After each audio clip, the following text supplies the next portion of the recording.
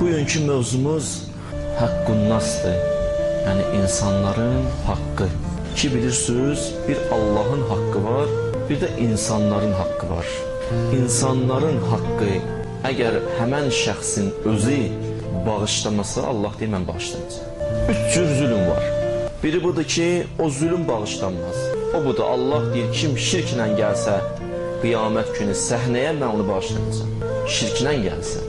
İndi bir dövr müşrik olub, indi tövbə eləyib, onunla işimiz yoxdur. Amma şirklə gələn. İkinci budur ki, deyir, bağışlanma ehtimalı var. O zulümdür, bağışlanma ehtimalı var. O da Hakkullahdır, Allah'ın haqqıdır. Bir nəfər Allah'ın haqqını tapdalayıb, nə mənada Allah'ın haqqı? Allah'la bəndənin arasında olan ünsiyyət. Məsələn, namaz. O Allah'ın haqqıdır. Ona görə cavab verəsin. İndi qılırsan, qəzaların da var, qılırsan, birdən gəldi, Həzrəti Əzrail canını aldı, bir neçə ilində qaldı. O Allah'a aiddir. İnşallah ki, bağışlayar. Çünki görür ki, cəhd edirsən. Üçüncü də budur ki, deyir, o zulümdür ki, insan insanlara edir. Bu zulümü deyir, mən bağışlayam. Gərək özü bağışlasın ki, mən bağışlayam. Təsəvvür elə, qiyamət günü bəndə gəlib səhnəyə, hədisdir. Dayanıb səhnədə, baxır, görür, nə qədər insanlar səhv-səhv dayanıblar. Mələklərə sual edir. Bunlar kimdir? Mələklər cavab verir ki, bunlar o şəxslərdir ki, bunların sənin boynunda haqqı var. Yəni, bir-bir onları razı sal, ondan sonra girərsən cənnətə. Kimisindən pul almısan, verməmsən. Kimisinin qeybətini eləyib, halallıq almayıb gəlib. Kiməsə bir sözü ilə narahat eləyib, qəlbin qırıb, bu cürünə gəlib səhnəyə, o da dayanıb orada. Səhv düzülüb, təsəvvür elə. İndi bir-bir yalvarırsan ki, sən məni bağışla, o birisine desən, sən məni bağışla, o birisine desən, sən məni bağışla. Allah da uzaq elə, orada biri qayda deyə bağışlamır. Allah bu məni bağışlamır, Allah deyəcək, o bağışlasın, yerə bağışlayır. İnsan haqqı mühümdür. Xüsusilə ki, daha insan, bütün insanlarla ünsiyyətdədir, orada haqlar olur, o haqlar əda olunmalıdır. Əda olunmasa cavab verəcək. Allah deyir, mən 4 şeydə qərara vermişəm. Elmin bərəkətini, elm. İstəyirsən, bərəkətli olsun. İnsan var, elmi var, bərəkəti yoxdur elmində. İnsan da var, elmi var, bərəkəti də var. Elmin bərəkəti ustada. Kim ki sənə dərs deyib, ona ehtiram eləməkdədir. Kim ki ona ustadına ehtiramsız yanaşır, onun elminin bərəkəti olmayacaq. Ola bilər, çox biləcək, amma bərəkətsiz edir. İkinci buyurdu, imanın qalması Allaha təzimdədir. İmanı qazanmışsan, istəyirsən saxlayasan, Allaha təzim eləməlisən. Təzim olmasa mümkün deyil. Üçüncü buyurdu, ləzzətli həyat istəyirsən, aram həyat istəyirsən, yaxşı yaşamaq, yolu ata-anaya ehtiram eləməkdədir. Ata-anaya ehtiramsız olsa insan, istər xanım, istər oğlan, onun həyatının ləzzəti olmaz. Pulu olar, milyonu olar, dostları olar, hər şey olar. Amma həyatında maraq olmaz, darıxar həmişə. Ləzzət almaz dünyada. Ana ataya ehtiram eləməsə deyilsin. Kimisinin anası atası dünyasını dəyişib, o da ehtiram eləyə bilər, geçsin qəbrini ziyarət eləsin. Ona bir surə hədiyyə eləsin. Yəni bu qapı hamımızın üzünə açıqdır. Və dördüncü buyurdu ki, mən cəhənnəmdən azad olmağın yolunu insanlara zülm etməməkdə qoymuşam. Zülm eləməyin, cənnətimə daxil olun. Yolu budur, zülm eləmə. O da insan evdən çıxdı, sübh evdən çıxdı, axşam ki qayıdır. Bu ərəfədə baxsın, görsün insanlara necə davranır. Çox mühüm məsələdir. Necə davranıram insanlarla? Yaxşı davranıram, pis davranıram, haqlarını tapdalayıram, haqsızlıq eləyirəm, neyinirəm? Hakkun Nas belədir. Bütün sahələr aiddir, davranışa aiddir. Biri sənə bir dənə əmanət verib, o onun haqqıdır. O əmanəti olduğu kimi qaytarmalısın. Olmaz məsələn, deyəsən ki, mənim deyir ki, filan kəsindir. Necə istəyirəm, istifadə edeyim. O əmanət olduğu kimi qaytarır. Allah Şeyx Abbas Qumiyə rəhmət eləsin. O Məfatül Cinan ki, məscidlərdə, bütün məscidlərdə var, onun müəllifi odur.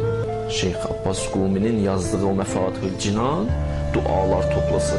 İndi şiyələrin əlindən, ya möminlərin əlindən düşmür. Çox dua kitabları var, amma o kitab xüsusidir. Bunun haqqında danışmaq üçün bu kəlməni deyim, tanıyın bu kimdir. Şeyx Abbas Qumi o şəxsdir ki, o kitab ki, Məfatihül Cinan var, onu topladı duaların hamısını bir yerə, toplayandan sonra 2 il qoymadı kitab çıxsın. Həyat yoldaşı ilə birgə o kitabda olan duaları sıralama ilə vaxtları var idi, zamanı var idi, filan vaxt oxunmalı idi, filan vaxt əməl eləməli idi. Hamısını həyat yoldaşı ilə birgə 2 il əməl elədi. Ondan sonra dedi kitab çıxsın. O da indi əlindən düşmür. Çünki ixlas var o kitabda. Əməl var o kitabda. Bu şəxs Abbas Qumi dünyasını dəyişdi. Dünyasını dəyişəndən sonra bir dənə kitab almışdı kimdənsə oxumağa. Qalmışdı bunda əmanət kimi. Dünyasını dəyişəndən sonra bunun bir oğlu bu kitabı götürdü, verdi qardaşına, dedi qardaşım apar bu kitabı çatdır yəsinə. Qardaş da aparı çatdır. Ondan sonra Şeyx Abbas Qumi yuxusuna girdi. O qardaş ki vermişdi, o birisi qardaşı apar. Yuxusuna girdi Şeyx Abbas Qumi bunun, narahat halda. Dedi sən o kitabı verdin qardaşın apardı. O kitabı niyə o vəziyyətdə qaytarmışsınız? Axı burada məni narahat edirlər. Deyir, mən yuxudan ayıldım. Qardaşım çağırdı. Qardaşım gəldi. Dedim, qardaş kitabı vermirsən? Dedi, hə. Dedim, bu əsnada bir hadisə baş verir. Dedi, nə olub axı? Dedi, bir dəqiq fikirləş. Dedi, bir hadisə olub, amma elə-belə bir şey. Dedi, nə? Dedi, kitabı ki aparırdım, əlimdən düşdü. Düşəndə kitabın biraz haşiyəsi əzilib, xarab olub. O cürünü aparıb vermişəm. Dedi, get tezlə o kitabı gətir. Ona görə atamızı orada sorğu-sual edirlər. O əmanəti olduğu kimi qaytarmayıb. Şeyx Abbas Qumini sorğu-sual edirlər. Gəldi. Götürdülər kitabı, islah elədilər, verdilər. Verəndən sonra sübhi qapıları döyüldü. Qapını açdı, gördü Şeyx Abbas Quminin tələbəsi. Baxdı uşaqlarına, oğullarına. Dedi, Aton yuxumuza girmişdi. Aton yuxuma girmişdi. Mənə dedi ki, dinən balalarıma çox sağ olsun. Hər şey yaxşıdır.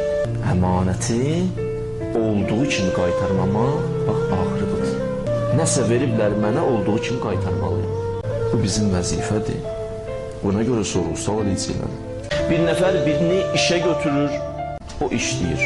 Onunla danışıb müəyyən qədər pul verməlidir. Gəldi, vədə çatdı, başlayır, o dediyi məbləğdən istəyir aşağı versin. İşdə qutarıb, hər şey öz qaydasında, o onun haqqını zülm edir. Olmaz bu cürlə. Bu haqdır. Buna görə sorğu-sual olacaq. Ya məsələn bir nəfər ona iş tapşırır, bu işi o eləməlidir. Gözəl eləmir. Necə gəldi eləyir. O necə gəldi ki eləyir. Onun müqabilində pul alır, qiyamət günü o pula görə sorğu-sual olacaq. Mən sənə iş tapşırmışdım, bunu qəşəng elə. Niyə mənim bu işimi zayi eləmirsən? O haqdır. Allah deyir, keçmir. Bir nəfərdən borc alır. Heç vaxtdan müddətdə təyin olunmuyor. Bunun hələ də pulu yoxdur. Deyir, ilahi və Rəbbi, pul əlimə düşsün, gedib tez verin borcu. Pul da ələ gələnə icəmi çətinir. Gələndən sonra deyir, onsuz da istəmir ki, verərəm də, deməyim ki, mənə müddət. Hədis var, İmam Sadiq əleyhissalam buyurur, o şəxs əgər ona borc veriblər, indi qaytarmaq imkanı var, baxır pula, deyir, birdən versəm bu, əlimdən çıxar, ehtiyaclı olaram axı. Deyir, bu şəxs, Allah bu şəxs hələ o pul əlində ola ehtiyaclı edəcək. Allahın vədəsidir. Ola bilər qarşı tərəf demir, heç də deməsin. Bəlkə də vəziyyəti pisdir demir. Səni çox istəyir demir, məni çox istəyir demir. Amma mənim vəzifəm. Axı buna görə mənə sorğu-sual edəcəklər. Kim kimdən bir iş qurdu, diqqətli olsun ki, orada haqq zay olmasın. Peyğəmbər özü deyir, mən bir neçə qrup insan var, qiyamət günü düşmən olacaq. O Peyğəmbər ki, qiyamət günü həm sən, həm mən qiyamətin səhnəsində deyəcəm, nəfsi, ilahi və Rəbbi, mənim əlimdən tut, məni bu cəhənnəmdən xilas elə, bir dənə şəxs olacaq orada deyəcək, ümməti, ilahi mənim ümmətimi əlimdən tut, o Peyğəmbərdir. Həmən Peyğəmbər deyir, qiyamət günü bir neçə nəfər insan var düşmənə. Bir qrup o insanlardır ki, mən Peyğəmbərlə əhd peyman bağlayırlar. Bir dənə vərdiş var, onu tərk etmək istəyirlər. İndi Peyğəmbərlə bağlayır, imamla bağlayır. Bu vərdişi də ailəm üçün qutardı. Mənlə əhd peyman edir, sonra əhd peymanın qırır. İkinci o şəxslərdir ki, bir nəfəri işə götürüb müzdün verməlidir. Amma müzdün vermir, pulun vermir. Deyir, qiyamət günü məndən düşməlidir o. Əgər onu işlədmirsən, gəlib pulunu verəsən. Olmaz belə. Ticarət də belədir. Ticarətdə də insan diqqətli olmalıdır. İnsanların haqqını tapdalamalıdır. İnsanların haqqını zay etməməlidir. Yalandan insan, məsələn, başqa ölkənin malıdır, Türk adı ilə satar. Bunun haqqı var. Bunun sorğu-sualı var. Aldadıb satıb. Cavab verməlidir. Zay eləyib cəmaatın haqqını. Ticarətdə də insan gələ sadiq olsun, düz danışan olsun. Ya məsələn görürsən bir malı bazar qiymətindən də artıq, çox baha qiymətə satır. İnsan haqqıdır. Olmaz belə. Amma ticarətçi də var, sadiqdir. Ticarətini eləyir, doğru, dürüst. Nə qədər lazımdır o qədər qoyur, onun xoş olsun.